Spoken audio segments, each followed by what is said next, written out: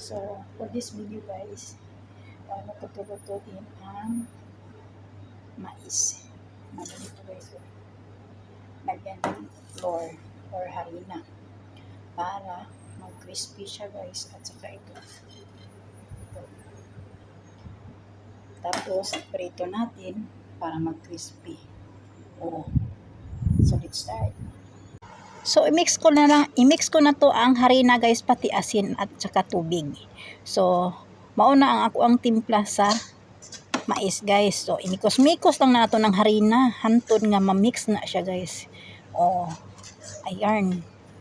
So, imikos-mikos lang na siya guys. Nga hantod yun na siya nga ma-mix na siya tanan ang harina. So, imo na nang depende ang tubig guys. Unsa jud kakuan para ma-crispy ang kanang mais. So, daghan-daghan ng mais. So, daghan pong gikutaw na kong harina. Maon ato ang mga ingredients guys sa ato ang mais, harina, kanang humot ni siya nga kuan sa ningan sa Ruwangi man ni ang tawag na diri guys. So nahuman na ako na og mix guys ang harina. So gilunod po na ako ng mais. So muna na hitsura. So ready na nato iprito. Ana lang na siya guys, ka simple. So giprito na nako guys, mao na ang iyang resulta.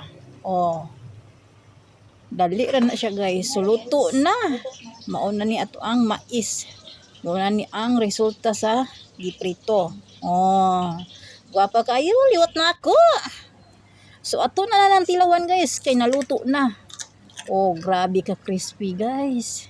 Simple nga recipe. I-try ninyo guys. Sarap. Thank you for watching. See you my next vlog. Bye-bye.